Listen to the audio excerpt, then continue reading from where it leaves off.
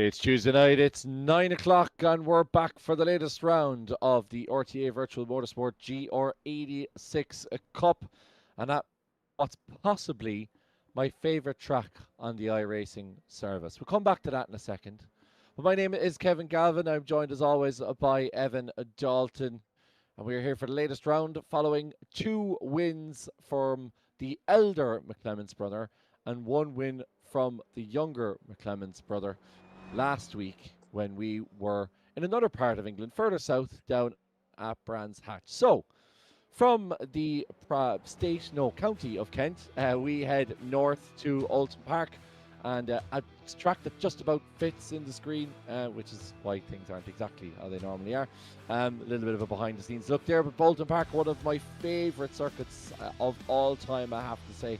Another classic BRCC track, 2.676 miles, 4.3707 kilometers, and a race lap record of 128.6. Joseph Loke in the Tatus. A very different track times you can expect from this mega circuit, and there's all different kinds of variations, and don't ask me which one we're using because Peter McCann never properly tells me. But Evan Dalton, this is a track that always lends itself to super racing, tight, twisty, some really good overtaking corners, and some corners where you have to be exceptionally brave if you want to get the move done. Yes, thank you very much, Kevin, for having me back. I don't know why I've started like that, but anyways, Oulton Park, a track we don't race as much in RTA as maybe Brands Hatch, but it is a big sim racing track. Joseph Loke himself, lap record holder, came from the world of F1 game sim racing, so it should be a fantastic evening here. It's a more difficult track to overtake than Brands Hatch, so drivers will have to get a little bit more creative here, but it should be a great race nonetheless. A couple of tight chicanes where things could go wrong, a bit more difficult than Brands Hatch, but still should be as entertaining. Yeah, some of those corners requiring full commitment and a real understanding as well of the camber. Camber is big around this track, particularly through that famous turn 3 of Cascades and down towards the Island Bend, where we've seen plenty a car come cropper and head straight into that tyre barrier you can see on the right hand side. But as Evan said, lots of overtakes, lots of thrills and spills at Brands Hatch. This man was right in the middle of it, Harvey Dara. Turned around, I think it was Ken Doyle in the last round, and got involved in a number of instances through the Clark Curve in the final part of Brands Hatch. A couple of tracks, or a couple of corners should I say, like that on this circuit, and Harvey will have to be a little bit more patient in his McDonald's liveried number 10 machine. And between the moving and shakes, this is how the championship standings look as we get the last bit of practice, and it's the man who's top of the timing table at the moment, Dylan McClemens, who is indeed top of the standings on 174, followed by his brother Sean on 136, helped in no short measure by 2 wins last week at Brands Hatch. Then Travis Mawhinney in 3rd position, followed by Harvey Dara, 2 young Carters, followed by Kevin Joyce in 5th. Then Conor Melia, Eric Killeen, Bicky in 7th, followed by Jordan Kelly, and then Johnny Reid and Peter McCann sneaking in only by virtue of the fact that Evan Dalton didn't race last week. I'm sure, Evan, if you were on track, you'd be ahead of our notorious and great leader. Yeah, no doubt. Although Peter having a bit of an up and down season so far, I don't think he's racing tonight. He's out on the bog, cutting the last bit of turf, which is not something I really ever thought Peter McCann would be doing, but he is. So from racing BMW branded Renaults to cutting the turf, it's the life of a leash man. But we're looking at Jordan Kelly getting the final laps in practice, so we're not doing the first tight chicane, we will do the second one. But no one other than the McClemens family has won a race this season, with 50% of them not here tonight. Gives the rest of the grid an opportunity, but it's looking like more Dylan McClemens' dominance, being the quickest in practice by under half a tenth. Yeah, it's not a huge amount, but such small margins often decide qualifying here at RTA. Let's have a quick look at what we can expect this evening. If you haven't joined us before, thank you very much. And if you are joining us, do give us a shout in the chat and let us know where you're watching from and what you're at the moment. Keep it PG-13 at least, please. Race 1 is a 10-minute affair with the grid set by the aforementioned qualifying, which is actually 15 minutes long. I always think the qualifying seems kind of what's the word I'm looking for? Unproportionally large, given the qualifying itself is longer than the first race. But anyway, that's the way it is. Then race 2 is 15 minutes with the grid set by race 1, and then the top 8 swap for the final feature in quotations race, the 20-minute race, which is the longest one of the evening, but they're all worth the same amount of points. So it's about being consistent right throughout the evening and making the most of what you have got. Evan, no Sean McClements on the grid tonight. I saw the two of you spent some time in each other's company recently. Is that a coincidence? No, well, it's his birthday, so he's out doing Sean McClement's things for his birthday. And I saw on the Instagram that Sean was riding bulls. Please, no jokes for that. Or at least mechanical ones. Can you get an insight into who was the victor there? Did you give it a shot yourself? Yeah, I did. He looked a lot better than I did doing it. I'll safely say that. I ended up on my stomach and kind of became a fidget spinner. But it was 3 in the morning or something at that point, so you know yourself. Yeah, and as I said, you can take the boy out of the country, but you can never get the country out of the boy. Just want to say, we both were in Mondello at 10 o'clock the next morning. For a Bimmerfest? Oh no, this was a few weeks ago, but I just want to say it is a testament to the two absolute chariots of the session that we are. Hang on, so that was a few weeks ago and you only posted the video the other day on your Instagram. Was there some sort of McClement's media embargo in this, or what's the reason? I don't know if you read the caption, Kevin, but it said happy birthday to him. Ah, okay. So this was a one saved intentionally for later on. Okay, I get you. It was because the banner from my birthday was saved by the McClements family and was put on the fence on the pit wall in Mondello the day of it. So yeah, it was my little get back, but not even remotely close to being satisfied with my get back. So McClements, if you think, or to quote Simon Harris, if you think we're done yet, you've got another thing coming. Yeah, you got another thing coming. Yeah, absolutely. Right, this is a new name for me on the grid, but no doubt a name that's familiar to plenty of the U at Mondello. Sam O'Reilly, car number 111 in the Lidl livery. Was my mother, she'd be making a joke about where's the large livery, but let's not go there. Sam, do on the grid, or certainly we haven't broadcasted before, Evan. What can you let us know about? That's Emerald Car Shots, Kevin. Oh, is that actually Emerald Car Shots? Yes, it's his debut tonight. Oh, right, okay. Well, Evan, you should have stopped me earlier. Right, Sam joining the grid, which is great. So that's one of our regular... Not great for our stream chat, though. Looking very barren there all of a sudden. Very sparse, yeah. Well,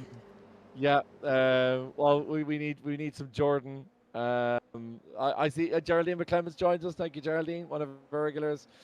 Jordan Kelly, we need to join us, and we need some of our grid to crash out early and join us as well. But great, that's great to see Sam on the grid. Be interested to see how he gets on. I'd love to see you on the grid, Evan. I'd love to see you grid up and also commentate at the same time. But have the sim beside me. I can do it now if you want. Yeah, well, there you go. I feel like we need to get you as a special envoy on the grid. So Camto Chukwa joins us in chat. Hello, Camto. He's Sam O'Reilly's #1 fan here. Camto not joining us this evening. You might give us some insight as to why they're Camto in the chat. But Johnny Reed in the Assassin #3. I'm going to call it the Assassin from now on. Those of you who watched last week will know what I'm referring to. And if you don't, then go back and watch it after the stream. He is in the #3 car by stealing my favourite number. And no shortage of Mayo liveries, despite the fact that the old green and red won their first Sam Maguire in donkey's years last week. People still out here repping the Mayo colours. That must hurt for a dub. Not really. We won 6 in a row, and we beat most of them. And to be fair, as a dub, I'd rather Kerry lose. So, you know, they did me a favour at the end of the day. And I suppose we have to let them get one. They were probably due one. It was great that it happened the year that Kobe was playing, because he is a fantastic footballer, no matter what colours he wears. And they were also wearing white, so it didn't actually feel like Mayo won. It felt like Kildare finally did. Well, we all know that's never going to happen. So, Adam, Ronan Hedeman tells me Adam Dowling is on a controller because he forgot to bring his SimiQ power adapter to Mayo. Um, Adam's in Mayo and Peter's out cutting the bog. Explain to me how that makes any sense. Adam moved to Mayo, as far as I'm aware. Well, I mean, as Renault brothers in arms, I thought the least Adam could do was lay a hand, or offer a hand. No, I don't know how good Adam. Maybe Adam Dowling's absolutely atrocious at cutting bogs. I mean, for all we know. Or he's just an adopted Frenchman and is on protest. Wouldn't be very. Wouldn't take much, to be fair. But yeah. And Capto comes back to us. Said F4 esports qualifiers on Tuesdays, and also he's moving house. So to Mayo. So he said he doesn't have to. Everyone's moving to Mayo, apparently, it seems. Well, everyone was there when they won the All Ireland. Adams in Mayo, Peters in Mayo. Anybody else going to Mayo? Edward likes Mayo on his chicken roll. He does. Well, yeah. It's a great start. Right. So 6 and 7 minutes almost in. It's gonna be a great stream, folks. Yeah, it's gonna be one of those streams, isn't it? 144.4 ahead of Ryan Evan Johnson, Evan's best friend. Then Travis Mooney. There's a lot of young carters in the first couple of stages, and Jordan Kelly up there with a 145.05. So Jordan also won't be joining us in chat. So we're really stuck for people in chat. So do give us a comment if you're there. Yeah, Jordan 5th on pad, as he usually is, quite impressive. Hats off to Ryan Evan Johnson, who completed his first Formula V test during the week with James Field Motorsports. So fair play, Ryan, on getting in the car, and he's eager to get back out running the Mayo livery as well. Another one running the livery despite not being from there. We see you. Johnny Reid improving to second position, so he is now up the top of the order, but still no one catching Dylan McClemens for the time being. It's only a 10th and a half, but that seems to be quite a big margin in these GR86s. Cathal Corgan up to 4th spot, so Cathal, a lot of experience racing these cars as well. Had a lot of bad luck in the opening 2 weeks, but seems to be putting in some good times now. Yeah, thankfully Sam O'Reilly on the board as well with a 145.967, and that is Cathal. Sorry, Sean McGoldrick in the Mr. Spackle number 15 car. Some of the liveries this year, I'm loving the meme liveries, I have to say. I always love the Mr. Sparkle car. I can't remember who it was. It might have been Sean McGoldrick, actually, when we were doing the Touring Car Championship, and he was running one of the Audis, the Audi RS3 LMS. And he was running that in the Mr. Sparkle livery as well. RIP the RM3 LMS. I had some great times in that car in Nürburgring, and now they no longer use us, and they're making us really pay you for never one. mentioned it. I refuse to pay for any more iRacing content because I'm barely on it as it is. Right, Kevin and Joyce in the very much Toyota branded Panasonic livery. That's it's kind of an ode to the Formula 1 livery of, I'm going to say, 2007, 2008. I could be wrong there, but it's around that vintage. It's definitely late noughties. Strong recollections of watching that livery on ITV back in the day, as Dylan McClemens are on board now. So let's have a look at this lap. Old Hall Corner, take as much curb on the outside as you can. Then you're going downhill through Denton's, not really much of a corner, and then get into the inside of Cascades. There's big camber here that you don't necessarily see on this angle, but there is big inside camber. You don't want to go too wide on the outside. I think Dylan has managed not to, because he's going to keep this lap going. Then we go down towards the island bend. Don't touch the grass on the outside. It will send you straight into that barrier on the right. Cut the curb and swing back around in time for Shell Corner. That is a very much cambered hairpin. We're going to avoid the original hairpin here of Britain's. You can see they're going 7, 8, and 9. And we go up the hill, up over a hilltop, and down towards Knickerbrook, should I say, of turns 10 and 12. And Dylan, please don't quit on us. Can somebody please send a message to Dylan McClemens to keep driving so that we can keep this lap run going? Thank you very much, Geraldine, I presume. Whoever it was, anyway, thank you very much. Dylan is going to line himself up for a fast lap next lap.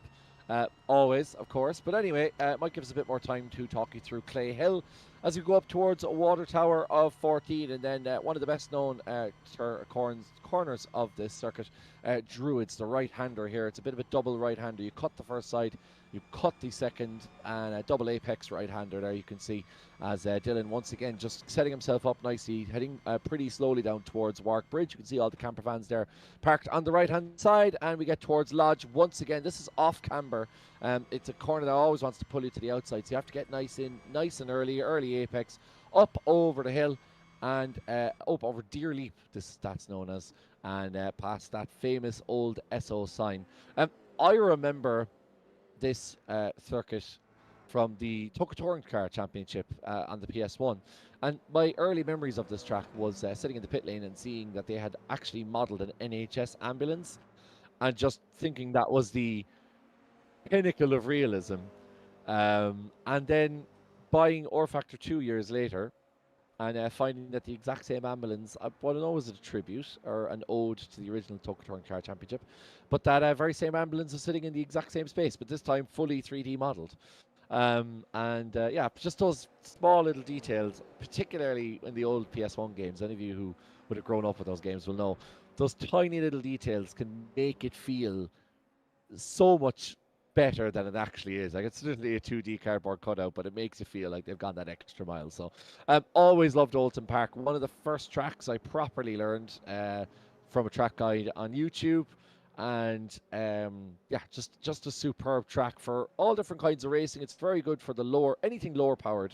You don't want to be putting anything with major power around here, but great for the lower powered stuff, for the touring cars, for the tin tops, and then for some of the lower powered single seaters as well. Superb track, and one that obviously a lot of these guys in the grid got the opportunity to race in real life. It's over in Cheshire. It's not too far away. You can fly over to Liverpool and get to it pretty easily. But yeah, absolutely superb track. Lots of elevation change, nice, tight and twisty, and one of those kind of old school tracks, old school UK tracks, Evan, that we get to visit time and again.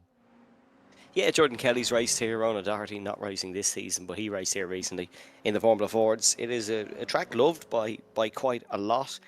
Part of the Jonathan Palmer group of tracks. It was purchased in the early noughties, so it went under new ownership, and it's had a bit of a rejuvenation, to be fair. British Superbikes just after racing there this weekend, so very decent track, very popular amongst, as you say, the BRSCC and different classes. Just like that. But the first race ever here was Formula 3 cars, actually, back in the 50s. So it's a heritage which is quite rare in English racing, actually stemming from single-seaters. And a cool fact I always found is it was the location of the only race-winning Formula 1 car to have four-wheel traction control. Sterling Moss won a non-championship race here back yonks ago. And it was, yeah, the only Formula 1 cars ever win a race having traction control on all four wheels. So quite a cool little fact, as it seems like qualifying sort of died down here for RTA Virtual Motorsport, and it's not looking like anyone's going to get within 4/10 of Dylan McClemens. Yeah, Johnny Reid is sitting pretty at the moment. Harvey Dara still out on track, so he'll be hoping to get a little bit better. Burley 3979 says he lives around 15 minutes away from the track. I'm tempted to do an experienced drive here. I would be too, I have to say. And you mentioned that British Superbikes. That must be absolutely savage on a racing bike, coming up and over the top of some of those bumps and humps, like coming up Scary. over hillside here, coming up over. Yeah, very scary. But like, you know, these guys, a lot of these guys are kind of, do they really feel fear? I wonder. I think they just have the off switch when it comes to fear. To be honest, it's just pure adrenaline. It's a bit like the guys that do the TT. But yeah, Campto says P2 to P10 within 2/10 of each other. Yeah, very, very close indeed. 144.6 and Kyle Corkin with a 144.8. Then Kevin Joyce after that. Dara Connor out on track. Most cars back in the pits. Can Harvey Dara? No, Harvey's not going to get there. I'm afraid the time is going to run out and he's going to start on third position. So it's Dylan McClements who leads us once again, our championship leader, leading us into pole position in the opening heat of round 3 of the RTA Virtual Motorsport RTA GR86 Cup. Yeah, McClements on pole, Johnny Reid alongside him on the front row, best ever qualifying in RCA for Reid. Harvey Dara then in third, Jordan Kelly alongside him in fourth. Then it's Ryan Evan-Johnson and Gilberto Struck, our highest I-rated driver on the grid. Then it's Sean McGoldrick, Tony Griffin, Travis Mooney, Carl Corkin, Kevin Joyce, Dara O'Connor, Ken Doyle, Lee Cogan, Sean Smith, Sam O'Reilly, Graham Walpole, and Adam, the Semi-Cube Power Adapterless in driver in 18th. But one little tidbit I forgot earlier when we were talking about lap records and how they relate to our race here tonight, Kevin, is we said Joseph Loke is an old F1 sim racer. The F4 lap record on the island circuit held by our very own Alex Dunn. Formerly of this parish, of course, let's not forget. And one of many who have passed through the RTA, what would I say, parish, I suppose, and got on to greater things. So let's see what we have for this evening. Lovely helicopter cam over Oulton Park here as we get ready for the opening round. So Dylan McClements leads us off, followed by Johnny Reid, and Harvey Dara and Jordan Kelly on the second row degree. That's a tasty one, especially if Jordan is on the pad. That would be outstanding stuff from the number 8 Team Dolan car. Ryan Evan-Johnson in P5, followed by Gilberto Struck, Sean McGoldrick, Tony Griffin, Travis Winnie, and Cathal Corkin. We're going to wait for Dylan McClements. He's going to grid up late, so I will carry on. Kevin Joyce and Dara O'Connor making up the 6th row. 7th row is Ken Doyle and Lee Cogan, followed by Sean Smith and Sam O'Reilly, making his debut in the RTA Virtual Motorsport, certainly in this series. And then Graham Walpole and Adam Dowling making up the number 9th grid. Only 18 cars in the grid. Great opportunity for any of those looking to make a bit of an impact on the championship as we get ready to get going in this opening heat. Yes, can anyone finally beat Dylan McClements as Johnny Reid will be his challenger down towards the Old Hall corner as we go racing here in Oulton Park. And it's a good start by Sean McGoldrick, who's already gaining space, as you can see on the outside of the first corner as they'll fly it over the exit curb of turn number 1. Big lunge from Tony Griffin down the inside. He's got ahead of Travis Mooney and Gilberto Struck, and Struck is now on the outside, and Travis Mooney weaving alongside as down towards the first of the downhill lefts. It is Dylan McClements who leads. Johnny Reid and Harvey Dara. Sean McGoldrick is looking to try and make some moves. He's got Ryan Johnson behind him in the Mayo livery, but we are all safely through, apart from, unfortunately, Sam O'Reilly, who's picked up the meatball flag. Yeah, not sure what happened to Sam there, but Tony getting off the line really well and rubbing paint here in the opening lap through the island bend. That is dangerous stuff for Ryan Evan-Johnson. 2 of them going too wide here through Shell Oil corner, and that's going to open up the door for Gilberto Struck to come back at Griffin. Griffin dived down the inside of Struck. He had the pace. It was a legitimate move, but unfortunately, in amongst all that, Travis Winnie got pushed out wide. That gave him a slowdown. Also with the slowdown was Harvey Dara, and I think he's have to lift off to get that one served, which means he's down to 5th position. Now under serious pressure from Tony Griffin. Tony in the Kerry livery, pushing his way through the Bear Media, pushing his way through, and with his sights set on Mayo, he'll be hoping for a better result against Mayo for the Kingdom. That is a brilliant move by Tony Griffin. Such bravery in towards Hislops, and a very difficult corner to make a move stick. Now Kevin Joyce in the Panasonic Toyota liveries under pressure from Travis Mooney in the South Park livery behind. Potentially first time that sentence ever been said, but in through Druids and down towards the final corner. It's going to be a lunge down the inside from Travis Mooney. You can run it around the outside here, but you've got to be very trustworthy. You've got to be very trusting of the car on the inside, I should say, that they don't wash out wide, and Kevin Joyce does back off. Potentially the sensible move there as we complete our opening lap of Oulton Park here. Dylan McClements leading by 3.5 tenths of a second. Johnny Reid doing well to keep him under pressure for the time being, but you can just see McClements pulling away here over the next couple of laps. But when he finds himself in a world of his own, doesn't need to worry about reverse grid so far, but if he was to finish 8th in heat number 2, he would be on reverse grid pole for our final heat. But for now, it's all about getting your championship points. Yeah, it's all about logging as much as you can. There's some cars gone seriously wide there. That's Ken Doyle now, and he's going to get a slowdown here as Ken. So he's going to have to lay that one out. You can see him just falling, tumbling back through the pack. Sean McClement says he's trying to get the bar to play RTA. I think we'd all be very glad if that doesn't happen for the sake of both of our careers. And Campto says an amazing move by Tony. Jordan not making the start, he says. That's true, actually. I never noticed Jordan didn't make the start. He's on blue flags, Jordan, so he's a lap behind everybody else. Not sure what happened to the Donegal native, but a bad hotel internet are being told. Amazes me that, like, Shout out Louis Fitzgerald. somebody get this man a dongle, like something to give him a bit, or a proper, yeah, or a Starlink or a proper hotspot, please, because this is, yeah, his dedication to it is incredible. This man has had a brilliant start. Tony Griffin, he's up 3 places, a superb move early doors on Gilberto Struck, and he's been hunting down now the rest of the pack. He is Harvey Dara behind him. Harvey in the number 10. Harvey's coming off the back of a superb season last season in the Indy Next cars. Just remember, he is our reigning championship winner coming into this season. Sam O'Reilly unfortunately has had to pit, and that means that Jordan Kelly will go ahead of him. And Gilberto Struck and Travis McWhinney having a good ding-dong battle. I'm not sure whether Gilberto is blinking in and out, or whether he made a mistake there, but the two of them swapping a bit as we head into the 4th lap here. 4 minutes in, we're around about 145, 144 per lap here in these GR86, so keep that in mind as we head towards the end to give us an idea of what we'll have lap-wise. But Dara O'Connor is currently basically where he started. This man up 3 places into 5th, Tony Griffin. Yeah, Harvey Dara took a few races to get up to speed with the car, but got second in Heat 3 last time out in Brands Hatch, so seems to be well used to this style of racing now. Wouldn't be his traditional single-seaters or even a Tillotson race cart, but seems to be enjoying the championship so far. Now, your race leader, Dylan McClements, is under a bit of pressure here from Johnny Reid, and Johnny Reid fancies his chances at maybe a first RTA win as the bumper just gets enlarged in the rear view camera of Dylan McClements' car.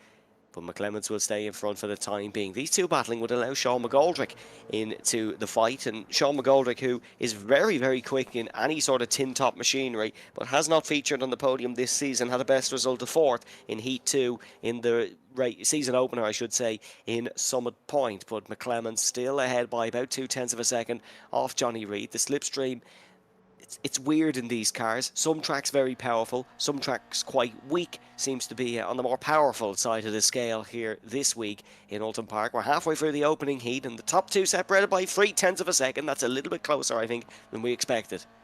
Yeah, definitely. There's the toe's quite strong here around Oulton Park, but unfortunately for Johnny Reid, you can get toe between turn 6 really all the way up to what would be turn 10. Turn 7 in this configuration, but that hairpin, or sorry, should I say that chicane around Knickerbrook is not really one that you can make a move around, especially not around the outside. So all Dylan McClements has to do is cover the inside.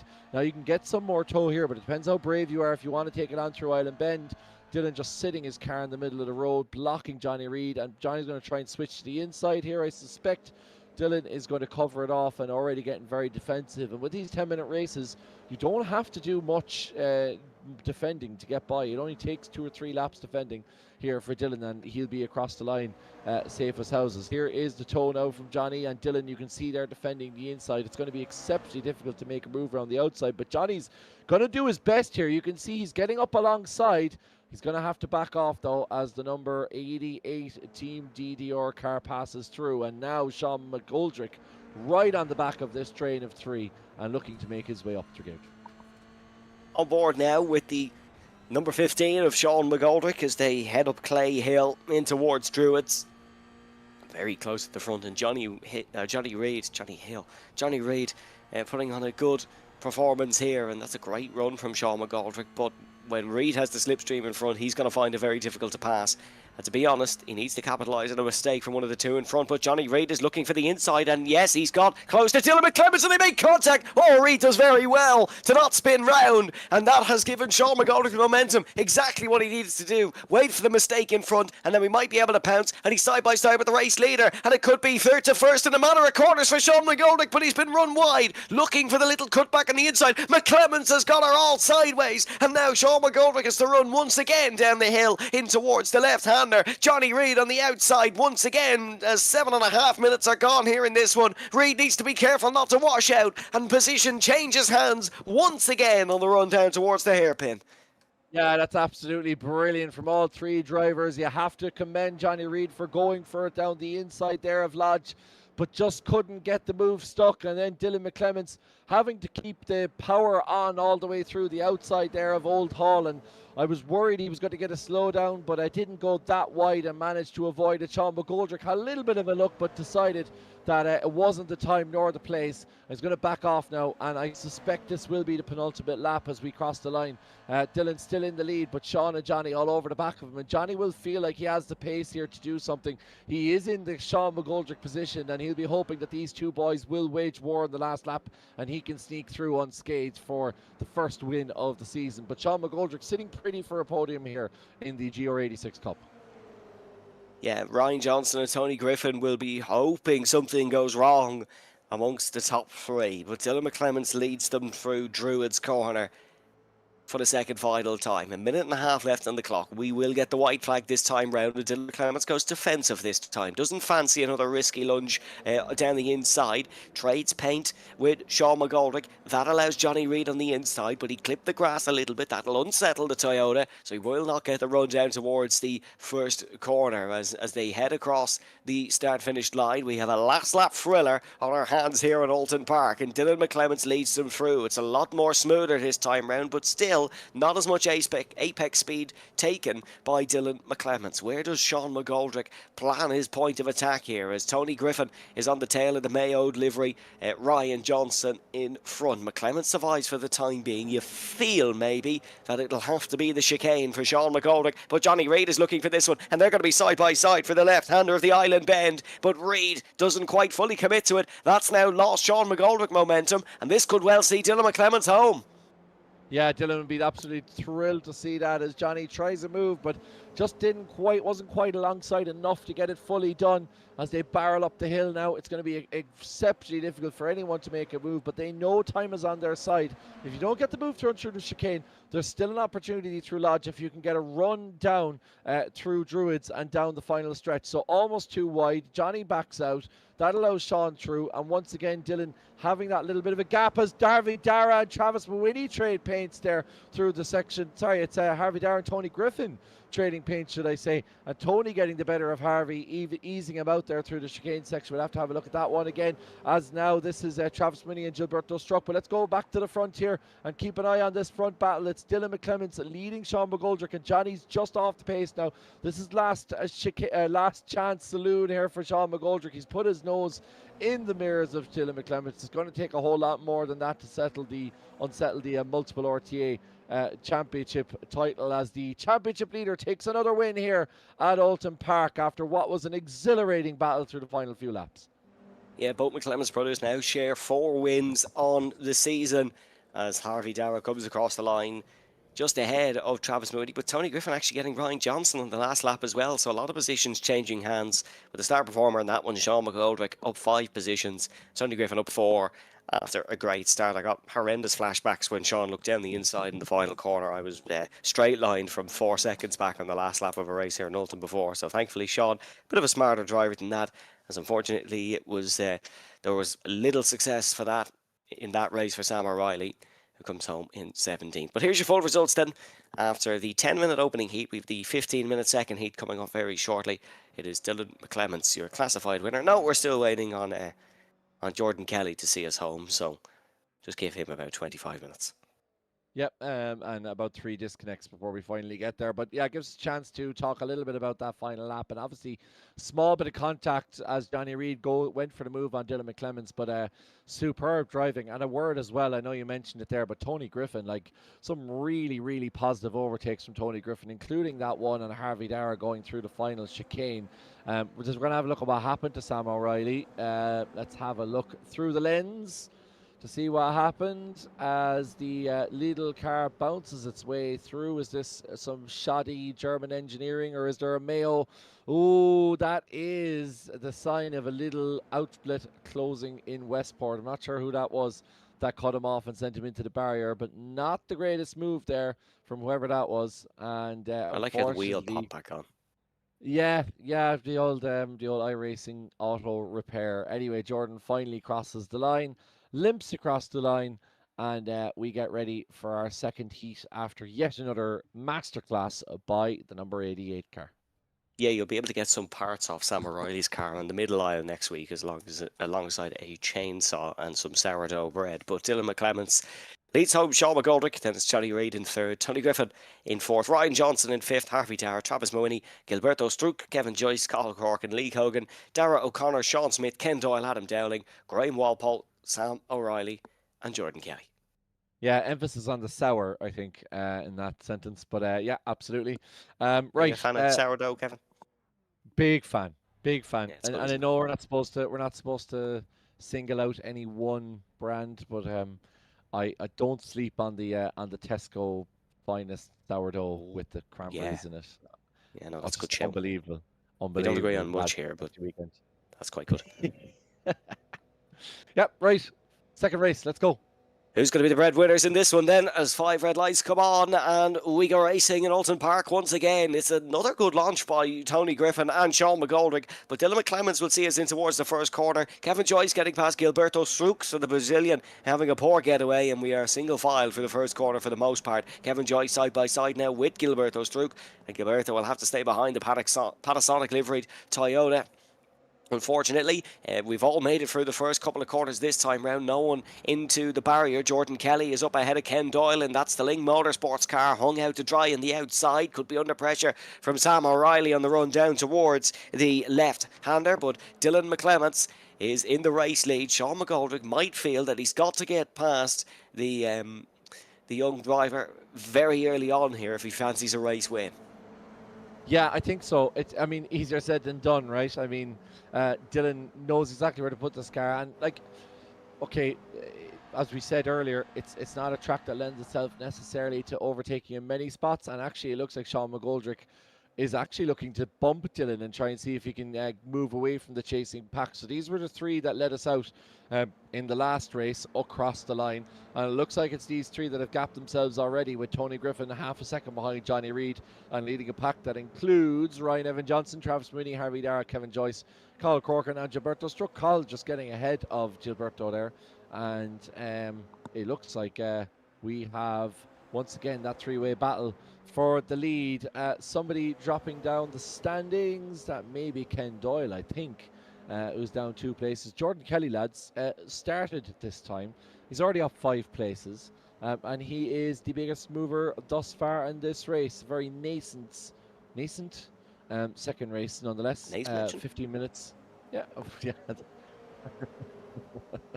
As Gilberto Struck, oh, that is dangerous in front of Cathal Corkin. Just as well he's not wearing this doesn't have the Lidl liveried car. We'd have more spare parts at the middle aisle next Thursday. But Gilberto, oh, he's going too wide. Carl's not going to give this one up. Carl's going to be stuck on the outside, and that is not where you want to be. And now all of a sudden, Carl has Lee Cogan for company as well. Carl sticking his nose in there all the same, making sure that the number 12 car has to work hard for this place, and Carl sticking to the inside here. He's going to have the lead going into the corner, but he's not going to have the line. Can he hold it round the outside? No, Gilberto gets that slingshot round Shell Oil corner, and we go 2 wide once again down the back straight. Gilberto is going to have the inside line here. This is superb racing here, right down the grid, as Jordan Kelly makes up more places. Jordan now in 6th position. Up 6 places, should I say. He's up in 12th position. And it's Cathal Corkin who's going to get ahead of Gilberto who eventually cedes his place to the number 77. Yeah, great move by Cathal Corkin, who's a very, very tough racer. Will give it absolutely everything to get the move done, and that's what we like here in RTA. That's what this championship is all about. Dylan McClements is under a lot of pressure here from Sean McGoldrick, and this is really a test of Dylan McClements' mettle, because he's got none of his usual suspects around him. The likes of Sean, Ronan, Jordan, maybe even Brandon, who he'd be used to battling with week in, week out. He'd work together with them to try pull the gap. He's under pressure here from different names, and this will really test him and see what the multi-time RTA champion can produce. But Sean McGoldrick, a little bit of a mistake for the hairpin. He's lost a handful of tenths of a second, but it's nothing the slipstream won't be able to help him with. And Travis Mawhinney and Ryan Johnson, two of the young stars of RTA, are side by side through the first corner. Both have been in real-world Formula V machinery, but this is a very different battle. These are Toyota GR86s, and you've got to almost push to pass, and Ryan Johnson is able to get in front. Yeah, and interestingly, I think that kind of bore it out in that battle, because there wasn't much paint being traded between those two, keeping a nice respectful distance. Obviously, netcode is a big issue in iRacing and any of those, but nonetheless, neither of them wanted to get too close. Whereas you look at Dylan, maybe a little bit more comfortable, given he does a lot more, obviously, the virtual driving still, in just sticking himself out a little bit more and making that car a little bit wider. But Dylan getting the bump here again from Sean McGoldrick, and you get a great opportunity to look at what the GR86 tuned engine looks like as they pile through turns 7 and 8, I suppose. And you can see that snake almost making its way through. That's down to 4 now. It was 6 or 7 at one stage, but that battle between Ryan and Johnson and Travis Mawhinney, I'm going to ignore that as I'm not 12. Travis Mawhinney and Ryan Johnson, I mean, most of the guys in this grid are of that vintage, so I suppose it's a fairly relevant joke. But yeah, that battle cost them a bit of time and sucks them back into the rest of the pack. So it's these top 4.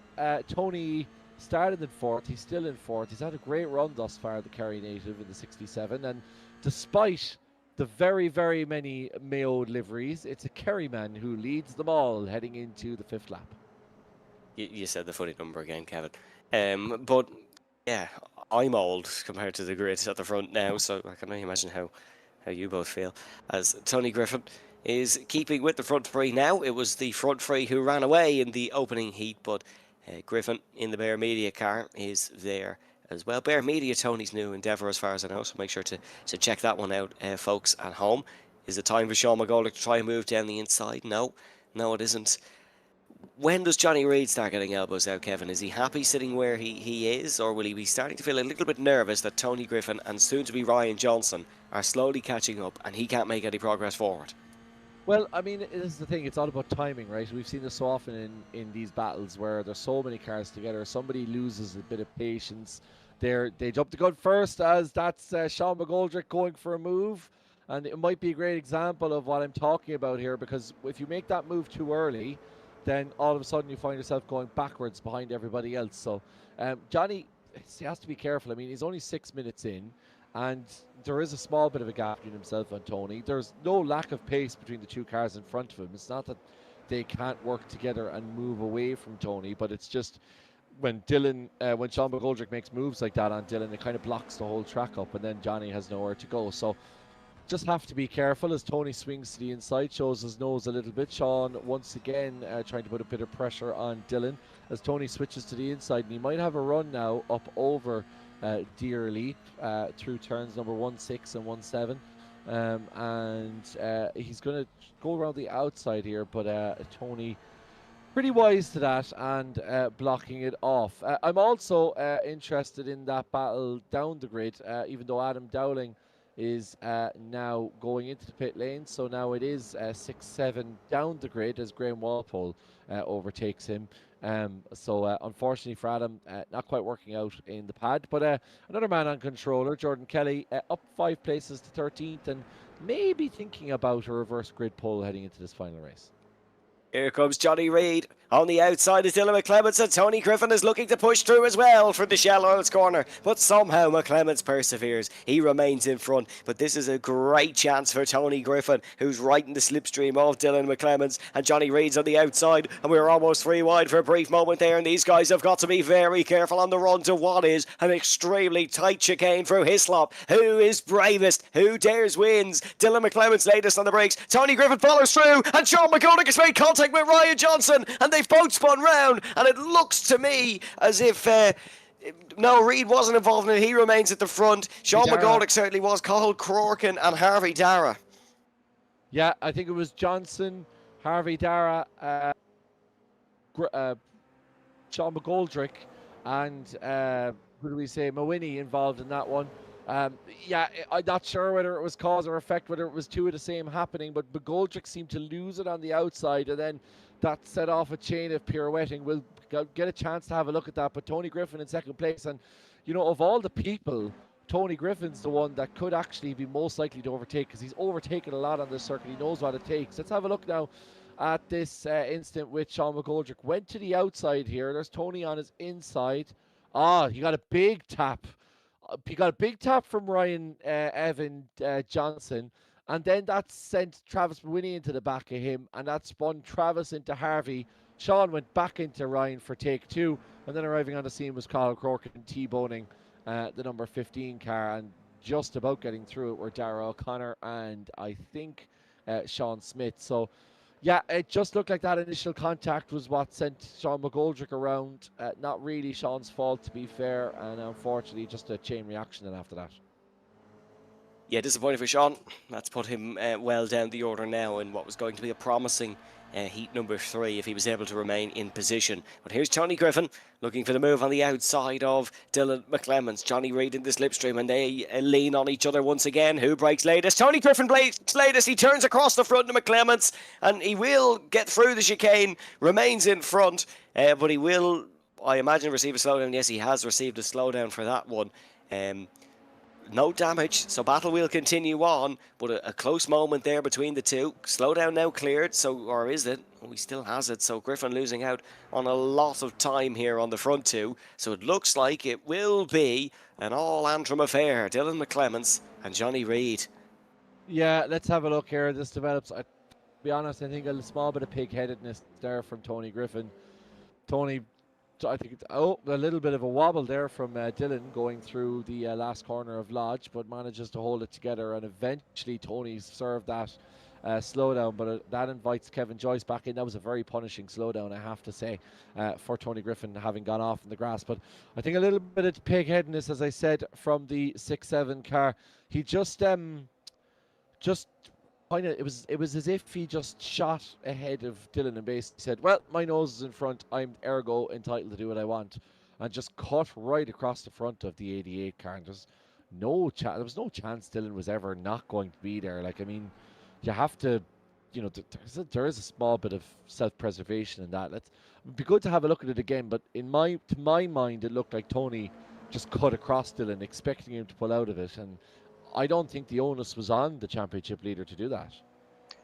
No, he was well alongside, well within his right. And there comes a point where you have to just park your ego aside, and not that Tony Griffin has an ego, but just park your in-race mindset aside and just keep your car in one piece, keep it in the fight. Sometimes lads lose the head very quickly, go for something silly, and that just takes them out of contention. I don't think Tony did that in this case, but you've got to be very careful of where you place your race car. Like just there, for example, Travis Mawhinney, very brave around the outside, gave Ryan Johnson plenty of space, and that has resulted in him making the move stick. It's 2.5 tenths up the front, 1 tenth between these two as they head through the left-hander, flat out through here, and then you've got a dab on the brakes in towards the right-hander. Mawhinney on the inside, Johnson just tucks in behind. Mawhinney carries the more speed, but Johnson's got a little bit closer to the apex there. That'll give him the momentum on the run down towards the hairpin. Harvey Dara is just behind these two in the McDonald's car, and Travis Mawhinney is on the inside. You can carry it on that inside line through there. Johnson's not going to be able to tuck in on the switchback because Mawini's ran with good momentum, and Travis, who races tin tops in real life, of course, in the Kirkeston Fiesta Championship, is remaining in front. Ryan Johnson, he's going to go for ambitious move around the outside. He's got to be careful. He's got Harvey Dara on the inside, and there again, it was almost a case of turning across the car.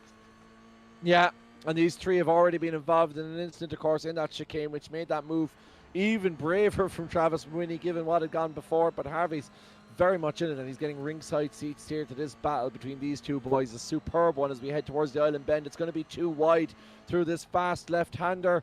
Travis is backing out of it, but that's going to invite Harvey Dara. I thought he had made contact, he hadn't, but that also now means Sean Smith is back in the fight, joined by Darragh O'Connor, Jordan Kelly, Lee Cogan, Lee Cogan, should I say. So a massive train now, all the way from Ryan Johnson in 5th, all the way down to Lee Cogan in 11th, coming up the hill there in one shot. That battling has done neither Ryan Evan Johnson nor Travis Mawini any favours, and despite that, Travis pulls out, tries to go on the outside again. That's absolutely crazy stuff from Mawini, but the two of them managed to get through. I don't know how they managed it. Now he's too wide with Harvey Dara. Harvey having to put on the brakes to avoid contact on the outside there, and that now is going to invite Sean Smith, and all of this is doing is holding all of these guys up and pushing them further back into the clutches of those down the grid. That had to be 100% brake pressure from Travis Mawini. My word, did he brake late? As now it's Ryan Johnson who's defending once again in towards the hairpin. Mawini's got to pivot to the outside this time. Travis knows that attack is the best form of defence here. All the cars behind, he's got to try keep pushing on for them. Johnson gives him a little bit of a shoulder as it is the last lap of the race here. Johnny Reid going for the lead still, but he's a little bit too far back. This is where the real action's taking place, and Travis Mawini piles on the brakes. Harvey Dara looking for it down the inside, and there goes Sean Smith. That's a huge lunge from him. Jordan Kelly's blinking away somewhere behind, and no, there was no overtake from Smith. Almost went from a mile back. Johnny Reid now 0.2 of a second off the race leader up the front. Ryan Johnson's got the biggest gap in quite some time in this midfield pack, and now here's Jordan Kelly on the inside. The Donegalman blinking away in the livery on the left. The Mayo livery on the right belonging to Sean Smith. They're able to hold it too wide. This is the scariest moment of Sean Smith's racing career, I can guarantee you that. And that allows Jordan Kelly to make the move. Yeah, I don't like that at all, I have to say, and we'll have a conversation about it just after this race because it's something I want to highlight. Sean, an ambitious and move more ambitious than the man who tipped Mayo after the Connacht Football Championship this year. That was from a different postcode, almost made it stick, but unfortunately now has to try and deal with a blinking Jordan Kelly, and like I don't really know what Sean is supposed to do here. Like, I mean, a contact there between Harvey Dara and Travis Mawini, but yeah, Travis suffering the same thing. He's also blinking.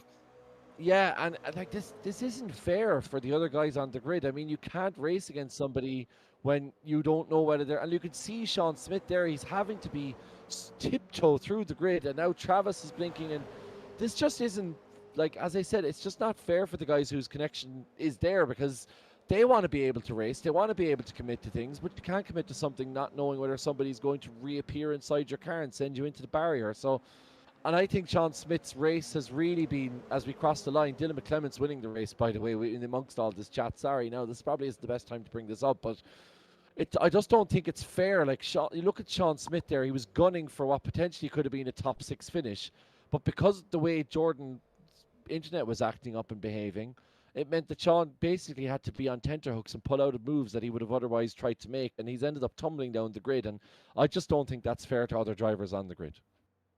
Good win from Dylan McClements, takes it by 0.3 ahead of Johnny Reid. Tony Griffin ending up on the podium in the crucial reverse grid pole, going to Harvey Dara in amongst that fight. Jordan Kelly was battling with Sean Smith behind Dara at the start of that lap and was able to get through the two of them. Unfortunately, some bad luck for these two. Gilberto Strucker and Sean McGoldrick, they'll start 16th and 17th respectively, and will be both trying to cut through the field, pass through some of the back markers, although there's not many back markers here tonight. Everyone kind of in and around the same pace, so we should have a great final coming up. Yeah, another bad race for Sam O'Reilly. Unfortunately, the debut isn't quite going the way he'd hoped, but still plenty of life in the old dog.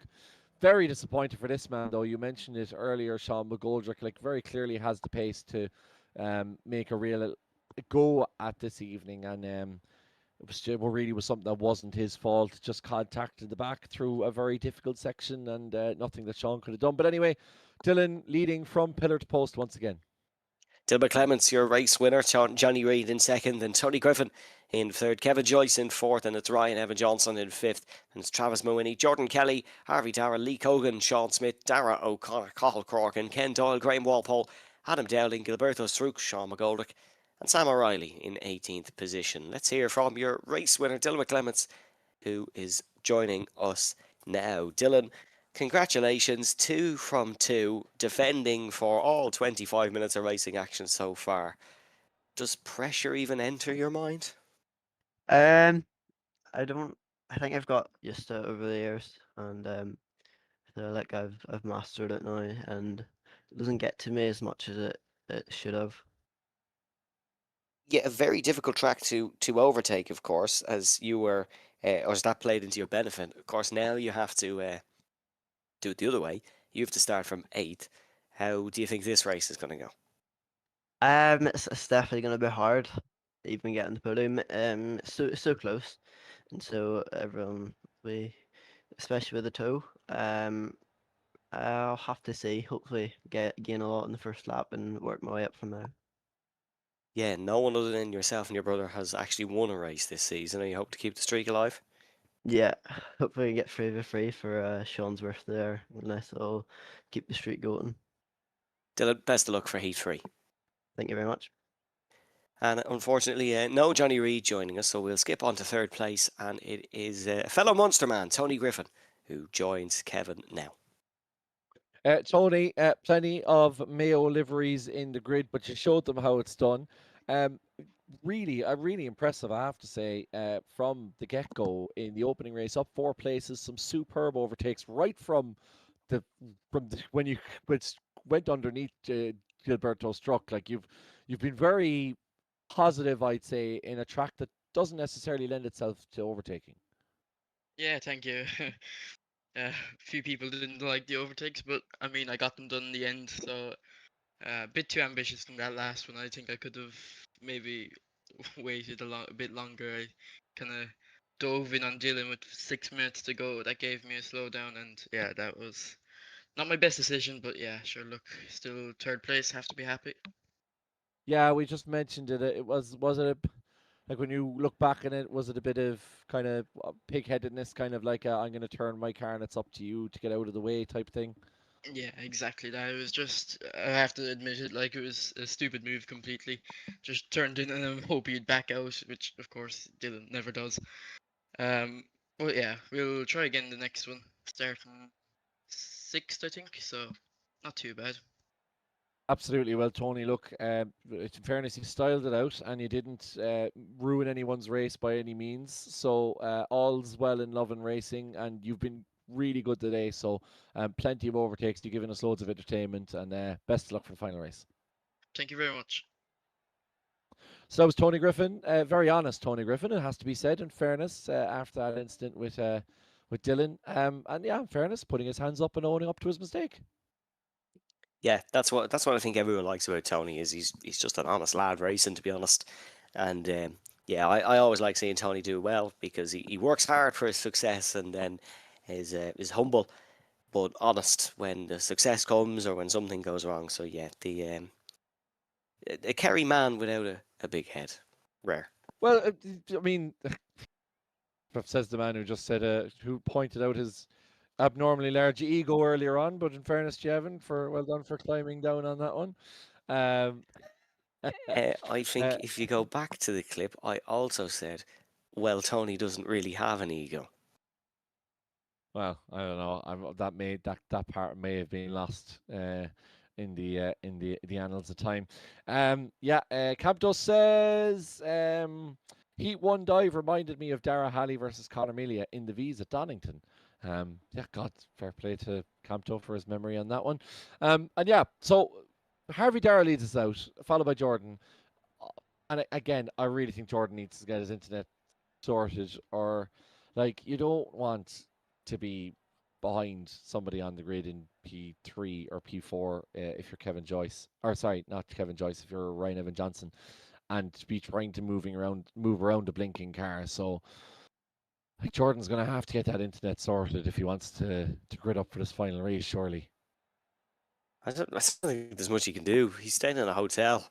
At the end of the day, like, could go down to the Yeah, but reception and boot the yeah, but L1 like doing the bookings off, to be no, fair. but like if you're I don't know, like we all love seeing Jordan on the grid, and a grid with Jordan is better than a grid without Jordan.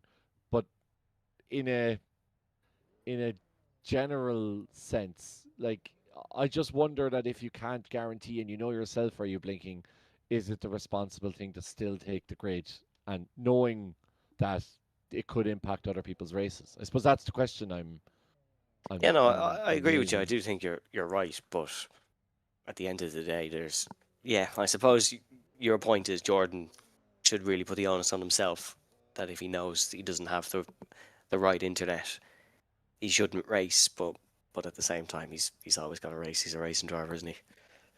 Yeah, absolutely, yeah. And I know this only comes around once a week. These guys are looking forward to it. But anyway, he does grid for the final race.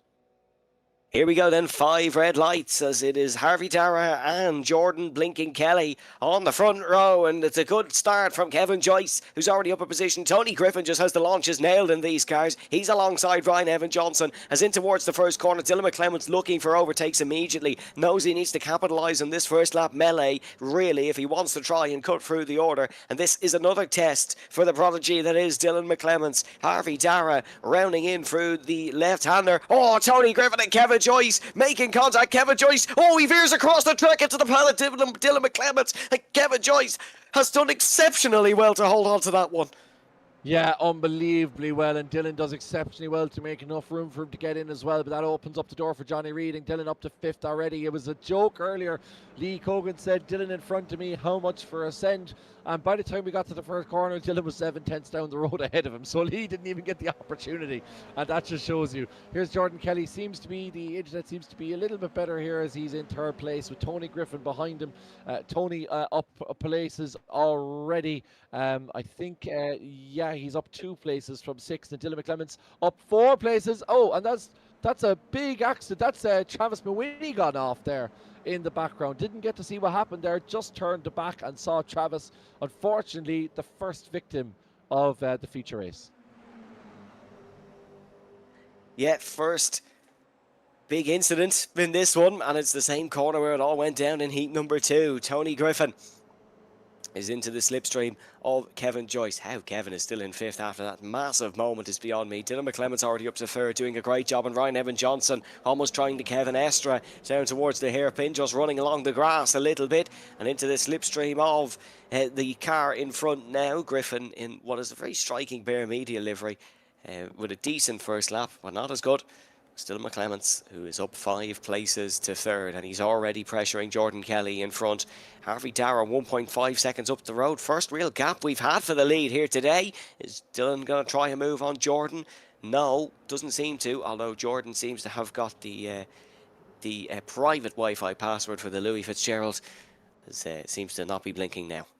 Yeah, he must have contacted Louis himself to get that into. Famously difficult to get into, I can tell you that much, Louis Fitzgerald. Tried quite a number of times and just no luck. Anyway, Camto says, wouldn't really want to restrict somebody from racing for the Wi-Fi. That's a little bit of a touch there between Kevin Joyce and Tony Griffin. He says, especially since iRacing will boot you to the pits if they deem it bad enough. He says, but if it causes a crash, then yes, 100%. So, again, I think the onus is on the person racing. Glad to see Jordan could have it figured out, but I do think that in the last heat, I do think Jordan's internet inhibited other people's races, and I don't know if that's necessarily fair. Anyway, we come back to Tony Griffin into the side of Kevin Joyce, and that was brewing. I think it's fair to say that had been brewing, and once again, Tony Griffin involved in a big incident through the Knickerbrook chicane, getting their Knickerbrook in a twist, I think, these two. Let's have a look. Is it just a nudge from Griffin? Does Kevin brake a little bit early? Oh, he's just turned him, hasn't he? He has, and it's hard to know because Tony committed to the line. And, I mean, I think it's a case of Kevin drifted a little bit off the apex. Tony had the extra momentum, and that just results in that, unfortunately. Yeah, and I do think as the chasing car, the onus is on Tony, but I can totally understand why that happened, and I can totally get why there isn't any malice, but I still think it may warrant Oh, the I totally attention agree with of you. the stewards. It's not intentional by Tony, but it is certainly his fault.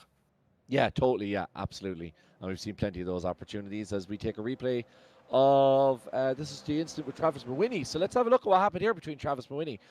Harvey Dara is leading, so I don't think Travis gets caught up in this. Is this all by himself, Travis? Let's have a look here. Oh, no. It's Jordan Kelly goes into the back of him.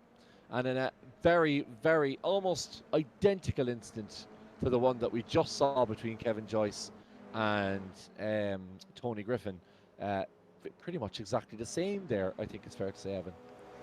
Yeah, an unnecessary punch by Donegal man and a young lad. Michael Murphy be very, very proud of Jordan Kelly there, as Sean Smith is fighting with Travis Mawhinney now. Thankfully, Travis has 15 more minutes to cut through the field here and try get a few points for his troubles. I was going to say, thankfully, Sean McClements doesn't have this on a bar screen, because if Sean is anywhere near the Donegal border, I think there'd be absolute war with the comment you just made. He's there, in Belfast, he's fine. Yeah, he's fine, okay. Antrim don't know what Gaelic football is anyways, it's great. Yeah, or hurling these days. Well, yeah, exactly. Perfectly happy to use the soccer lads to try and fund the new stadium, though. Right, Sean McGoldrick down the inside of Ryan Evan Johnson. A good clean move there from Sean. And Sean, so Carl Corkin up 4 places. Ken Doyle up 4 places. Dylan McClements up 6 places. Sean McGoldrick, 12 places he's up. Started in 17th, he's up to 5th. An incredible drive from the number 15 car. Yeah, we said it's difficult to overtake around here. Not if you are Oxford resident Sean McGoldrick, who is in 5th position now and chasing after Jordan Kelly in front. Harvey Dara and Dylan McClements both have slowdown penalties. Yeah, there must be, can't be any coincidence if that's the case. I wonder, did Dylan follow Harvey through a certain line on the outside of Old Hall, because that's where we're seeing a lot of those slowdowns being picked up. But both of those served, no harm, no foul for either of those. As Johnny Reid now recommences battle with Dylan McClements. Dylan got the better of him in the opening heat, and Johnny not getting the better of Dylan in the second heat either. So I was hoping that the third time's a charm here. The number 3 car. Could 3 be the magic number for the Reid man? Yeah, Johnny Reid has driven really well here tonight. As now look at him on the outside, which will soon become the inside of Dylan McClements. And here comes Johnny Reid barging down the inside. McClements is on the outside line here. This is going to be hard to hold it. And oh, he has. He absolutely has. And Johnny Reid will have to get a little bit more creative than one of the most creative overtaking opportunities on the track. And he lunges down the inside, uses the grass on the inside of the corner. It's very easy to spin out through the Lodge corner here in Oulton Park, but Johnny Reid doesn't. And now he's got Jordan Kelly right behind him here in towards the first corner. This is sensational stuff. Yeah, that is the move of a man thwarted twice already by his opponent, I think, from Johnny Reid. Absolutely sending it down the inside, and Dylan in a small bit of desperation. Unfortunately, Sam O'Reilly back in the pits. Really a debut to forget for the 111, who will be spending more time behind the lens than he will in front of it if this evening is to be seen. But Johnny flashing his lights now all over the back of Dylan, and Dylan has to be careful here because Johnny seems like a man who's lost the head a little bit, and he looks like he might go for a move at any stage. Now, this could just be all feigned and all just to try and get inside Dylan McClements' head, but that move on the last lap from Johnny, I guarantee you he doesn't make that on lap 2 of the opening race. So let's see what happens here with Reid. He's going to have the run going up the hill. He's trying to keep it as much as he can. He's pushing Dylan a little bit. Now Dylan's moving to the outside. That's interesting from Dylan. I thought Dylan was going to cover the inside, but maybe that push from Johnny was enough to let Dylan know that actually I'm going to work with you now because I have a blinking Jordan Kelly behind me. And unfortunately, Jordan has lost whatever internet he had before. Lee Cogan has a black flag as well. I'm not sure what happened there with Lee as he failed to serve a slowdown. I'm not sure. Maybe instant points. Let's see. Instant points would be a lot given the 8.5 minutes in.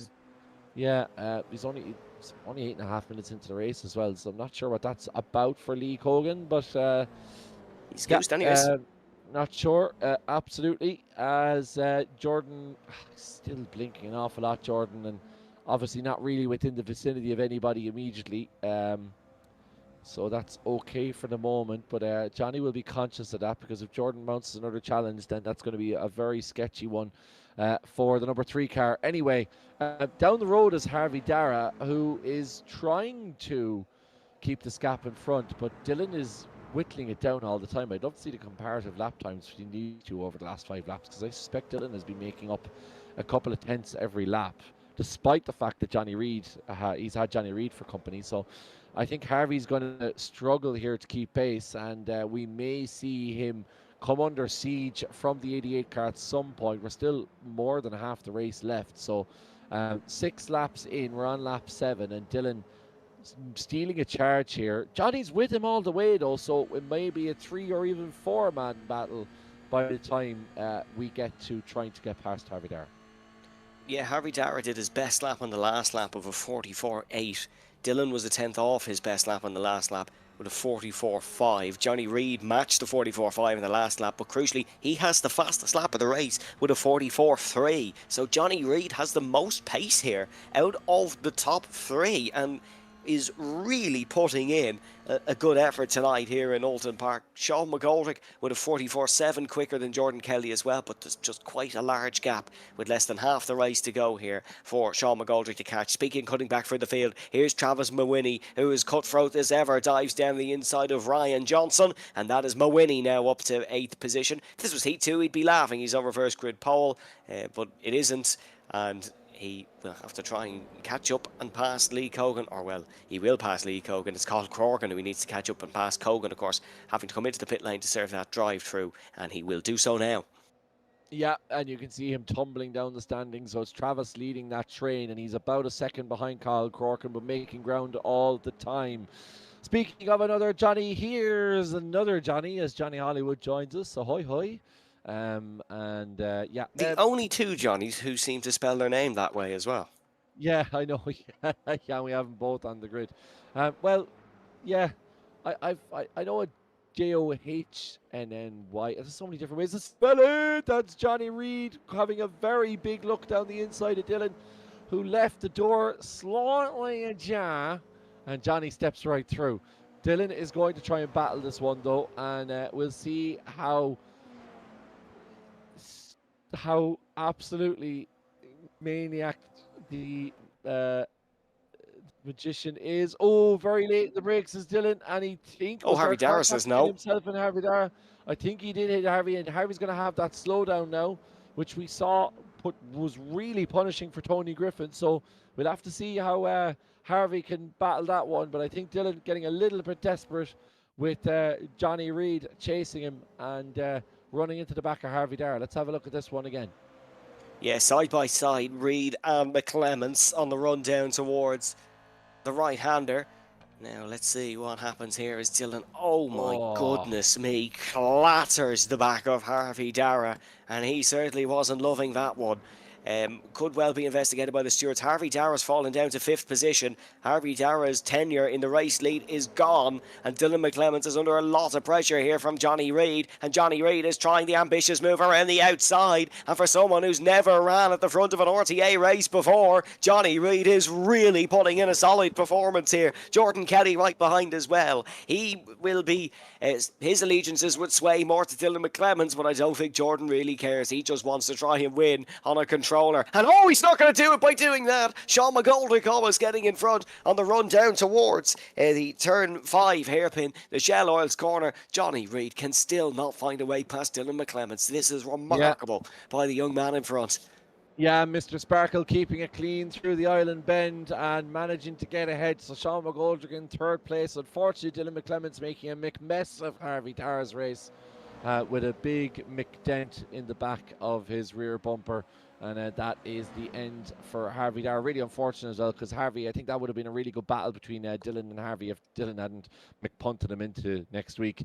Right, Johnny and Dylan going side by side. Super evening's work from Johnny Reid And also the man behind him, Sean McGoldrick, now up 14 places is Sean McGoldrick. It's insane that he's even part of this battle in the first place.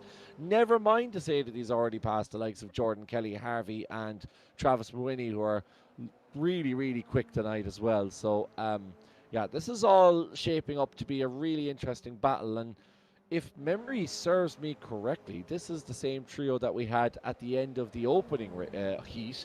Back once again with the Renegade Master, Mr. Sparkle, doing damage in the people. Oh, he almost wipes out Johnny Reid in number 3 car, and he's going to keep his nose in it. Johnny's around the outside, and I think Sean is going to have to back out there. And yeah, very interesting move there from Sean. Very ambitious. We've seen a few of these, and I think by the nature of the circuit, Evan, it just means that you have to be so much more aggressive to try and get those overtakes done. Yes, you do. It's got to be all elbows out here as Johnny Reid was nudged by McClements and he's run wide. It hasn't picked up a slowdown. Would have picked up a 1x, but that's a lot better than picking up a slowdown. And now it's Sean McGoldrick's turn once again to try and attack the race leader. Dylan McClements had to drive like this, all elbows out, making his GR86 the size of a London bus for the opening 2 heats. He's got to do it again here for the remaining 5 minutes in Oulton Park. What an evening of racing it has been so far here on Gantry TV, folks. Make sure to pop a subscription if you're enjoying the action, as here comes Sean McGoldrick into the slipstream once again, and it's going to have to be the outside in towards Hislop if he wants to try and pull it off. He is begging for that inside line, but McClements won't give it up, and he'll brake later. Nails his braking, slows it down for the second part of the chicane, and as they head towards Knickerbrook, he'll have the momentum once again, and Johnny Reid just keeping with these two. Remember the last time Johnny Reid was in third, he played it cool, played it perfectly, and was able to sneak up the inside of Sean McGoldrick on the last lap to pick up second position in the opening heat of the evening, which feels like hours ago, and it certainly will feel like hours ago for Dylan McClements, who's in the race lead and looking for a hat-trick. No one other than the McClements brothers has won a race this season. It's the other Mac, Sean Mac, who's looking to change that. Yeah, and McDonald's unfortunately is well out of the picture here, down in 5th position. But yeah, another 2 Macs leading the pack here as Sean tries a move around the outside of Dylan McClements. See, I don't know, London bus is an interesting analogy. London buses are more up than out. But big contact there. And Sean, no, Sean, no, Sean, no. And that's a big incident between Sean McGoldrick and Dylan McClements. And now Johnny Reid is looking to use this as a chance to attack. He's in the slipstream. He's got to look for the inside here, but he needs to try and carry as much speed around the outside, clips the grass. And this is brilliant, brilliant racing here in towards the hairpin. And it's Harvey Dara who's on the outside once again of a blinking Jordan Kelly, but he's not going to be able to pull it round off camber on the Shell Oils corner. Kelly just had the momentum. Johnny Reid probably feels that this is his time to attack now. McClements will be fairly discombobulated after that near miss for the first corner, and Johnny Reid is going to look for this one. It'll have to be the outside line once again. He's going to nudge him, he's going to make his presence felt, and Dylan McClements GR86 wobbles into the chicane, but he still remains in front, and anything this grid seems to throw at this young man, he's able to just fend it off. Yeah, this is like the final closing moments of the movie Cars 2, as there's dents and damages and cars going off left, right and centre here, and only for the fact of returning right you would perhaps make the distinction. But yeah, that was a very messy moment. Sean McGoldrick trying to move on Dylan, they were rubbing, and then Dylan came across him, it sent him into the side of Johnny Reid and then off, and then Johnny also going alongside Dylan, and with the bump draft trying to, as Johnny sending it down the inside here of the final corner, and no, huge contact. That's Dylan McClements. He finally goes off, and look who's in the lead, Harvey Dara. Harvey Dara and Cathal Crorkin. Crorkin could come from nowhere in this one to take a win. McClements is out. We'll have a new winner in the GR86. And Johnny Reid went for the old audacious lunge down the inside. It was not able to pull off. He's gone for it a few times tonight, and that has caused absolute carnage here in Oulton Park. Let's take a look at Reid. He lunged it down the inside. McClements was turning for the corner. I think he was a day late and $1 short. They just got tangled together. That ended up Jordan Kelly being collected, and Harvey Dara and Cathal Crorkin are able to sneak their way through, a move Harry Houdini would have been proud of. Yeah, well, I don't know. Harry Houdini, he normally ends up getting himself out of a mess. I think Johnny Reid has got himself right into the middle of one out with that move. And Harvey sneaking through that one. It's a mixed success for the number 10 here. How he managed it. I mean, it's just right place at the right time. And Carl now going to try and put some serious pressure on Harvey. And now we have a new battle for the lead. And there's Johnny steaming in at a rate of knots back into this one. He will know, Johnny Reid, that a 15-point penalty could very well be on his way, because that move was, as you say, a day late, and if it was $1 short, it was $10 short, to be honest, and way too late from Johnny Reid. And unfortunately for Dylan McClements, the latest victim of something that really wasn't his own making. And very untidy here the last couple of laps between Sean McGoldrick and Dylan McClements going off. This has been chaotic, but we now have a three-way fight for the lead once again. As we say, 3 is the magic number, and the number 3 car being involved in a trio of battles with 3 different machines. Now it's Harvey Dara and Carl Corkin stepping up as we come up and over the top and take our final last lap of what's been an absolutely manic race. And if it's not manic enough, Carl Corkin has gone left and right, and he's going to open the door for Johnny Reid to come through. Johnny also didn't get that one quite right. And that means Harvey Dara, having been absolutely speared earlier on in the race, is now with a 7, almost 8-10th gap heading into the last half of this lap. And Carl Corkin's going to come back on Johnny Reid. Superb driving from these two boys, as you said, Evan, earlier. Neither of them really normally battling up the front, but both of them trying to take this opportunity with both at hands. Yeah, absolutely. Harvey Dara's run away with it up the front, and now it's Carl Corkin and Johnny Reid side by side, heading up in towards Hislops into the chicane, and Johnny Reid is looking for it on the inside. Will still finish on the podium, even if he's behind Carl Corkin, but trying to maximise all points scored. It'll be a first podium of the season for Carl Corkin, and it all came right for Harvey Dara in the final heat last week in Brands Hatch, and it's all come right just again. Here in heat number 3, was 5th after a bad moment in the race after being hit by Dylan McClements, but he's bounced back absolutely perfectly. Johnny Reid tucked up behind Cahill in towards the right-hander, and the Mayo livery of Cahill Corkin is looking to take second position. Is Johnny going to try another brave one down the inside? I don't think so. He's a bit too far back this time round, but in for the final corner. It comes Harvey Dara, and what a deserved drive this is after an excellent fight back after receiving damage. It is the walking wounded, but it's also a race winner for Harvey Dara. Cahill Corkin will come home in second and Johnny Reid in third. Yeah, what a superb drive from quite a number of drivers here. Cahill Corkin in amongst them, and it is an absolute race of chaos. And usually in a race of chaos, 1 or 2 guys who normally don't end up the front of the grid get an opportunity, and Cahill Corkin's taken that opportunity. But this man will be absolutely fuming underneath that white helmet. So will Sean McGoldrick.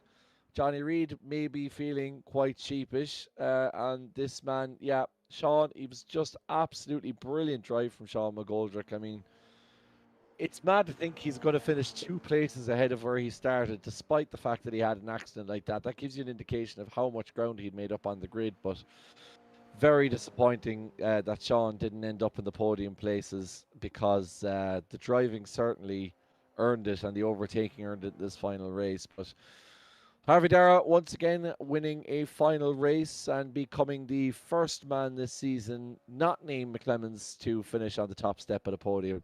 And we'll be speaking to him very shortly as we watched Sean make his way through.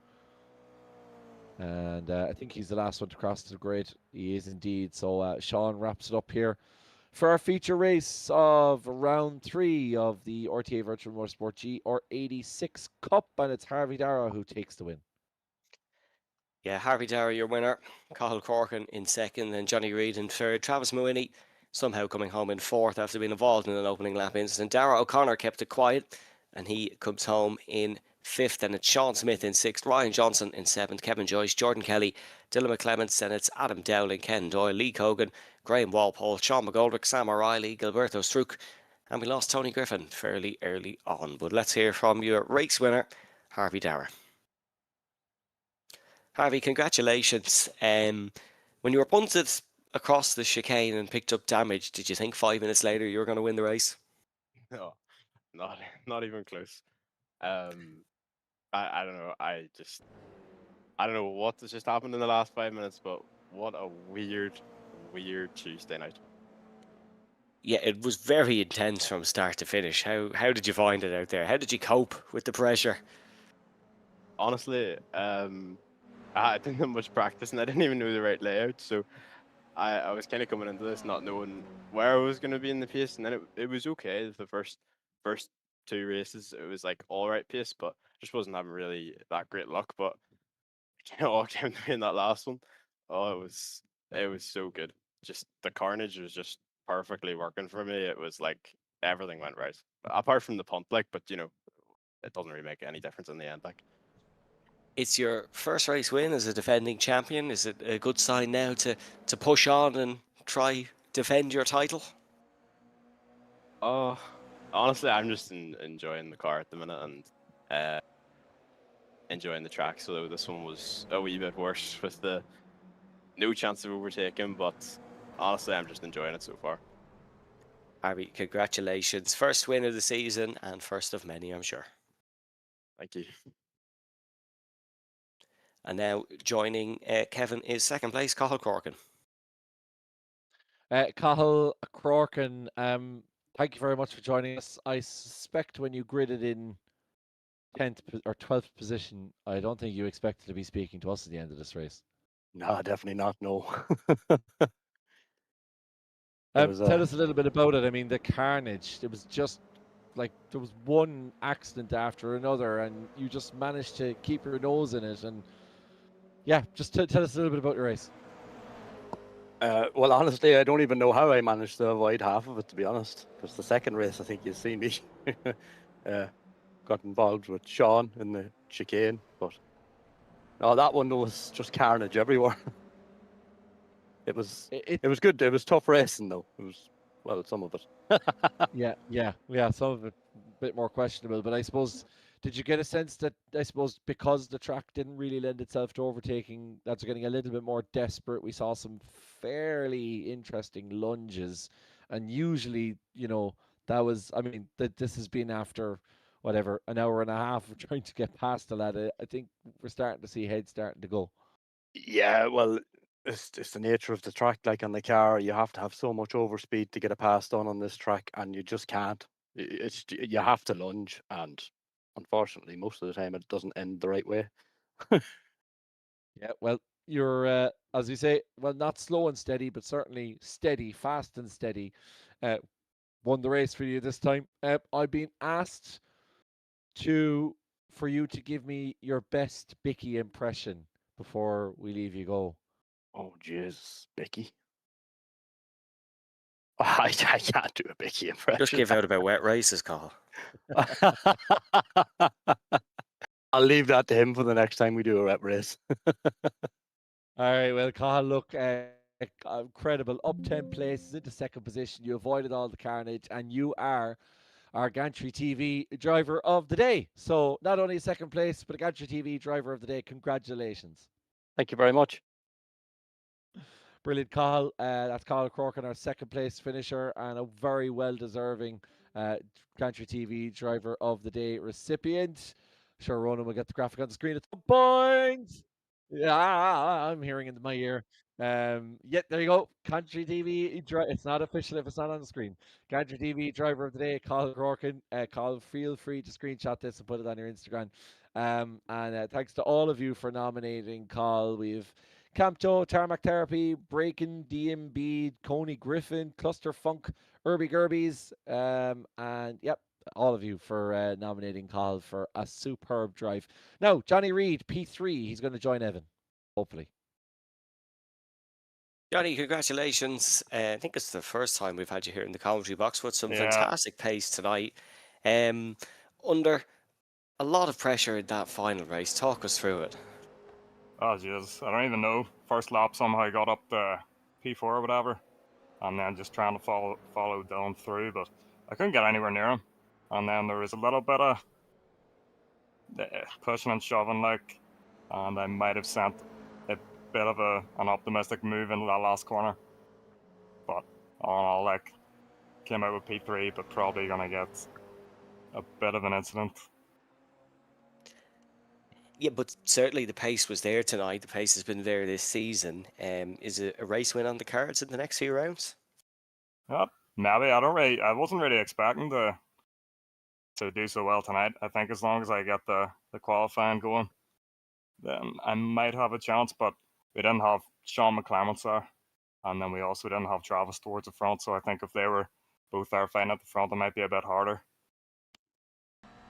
And one final question: when you're racing for the podiums, who makes the Johnny Reid highlight reel?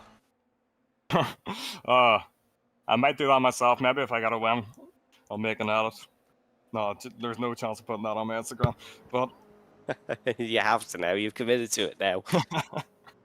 Maybe if I win the whole season, I'll Johnny, do that. congratulations, and thank you very much for joining us. Thanks very much. See you later. So good to hear from all of our podium there. Very reflective of what was a great evening's racing. Yeah, and again, Johnny holding his hands up and saying, look, probably was an overly optimistic move, and I think we could tell from the onboard that, yeah, it was never really going to make that move. But Dylan is so imperious in the form, I think that's unfortunately the way it works. You have to try and take every chance you get, and if it's even only the smallest chance, it kind of invites you in. Over to the even further north, if we haven't gone further north enough, we're now crossing over the border into Wee Bonnie, Scotland for the next round. Peter McCann's favourite track of Knockhill. I'm sure we'll be still picking out pieces of Renault Clio before we get to that one. Thanks you very much for joining us. Thanks to everyone in the chat. It's been a kind of a quiet week. We've had a few people out, not watching as usual. So we do appreciate your company for this evening. And we hope you enjoyed the racing, however chaotic it was. A big shout out as well. Sean McGoldrick said, that didn't go to plan. Well, Sean, I mean, you have a superb effort nonetheless. So you should be very proud of your race, despite the fact that that it didn't quite end up the way you wanted to, but Knockhill ends our little bit of a mini British round leg trip before we head over to Road Atlanta, and then right over to the Land of the Rising Sun for Okayama, then Sebring, and finishing off back in Britain with Oran Park. That's in Australia. Wrong flag. And also doesn't still exist. Very 1950s. Very 1950s of me. Yeah, absolutely. Well, I did the Mexico American Conquest in the Indy Next series. I might as well have one. Maybe I should just keep it as a running theme. Every single one track gets an incorrect flag. And if you're asking me whether I'm going to redo it, absolutely not. I'm not going to redo it. Oran Park will be just that very small section of Australia will be British land for the next couple of weeks before we finish up the GR86 Cup. But also Oran Park, interestingly, doesn't exist anymore. So, well, you'll see how we work around that when it comes to the track map. But yeah, if you are at a loose end and you want to keep up with what's happening, RTAVirtualMotorsport.com, we will be looking forward to next season, or some of us will be looking forward to next season at least, in the RTA. And also head over to Bois Motorsport, getting towards 3,000 followers now, or sorry, getting towards 27,000 followers, should I say, 3,000 following. So maybe follow it, and Evan might follow you back if you're watching this stream. And we can get across both of those numbers. And of course, the Sim Consultants, there's Ronan still having a great laugh there, being shown what a gear stick is. And yes, it is pull it back and gear goes up, pull it forward and gear goes down. Or the other way around. Yeah. Well, as if it's Ronan tells me that's a handbrake, so pull it and well, everything goes wrong. Right, simconsultants.com for that one. Plenty busy is Ronan, but still has time for your turnkey simulator solutions. So, and if it means getting down on his knees, then that's something Ronan's good at as well. Right. That is us for this week. We will be back next week for the next round at Knockhill. Thank you very much once again for joining us. And until then, we will see you very shortly. Have a good weekend. Slán go fóill.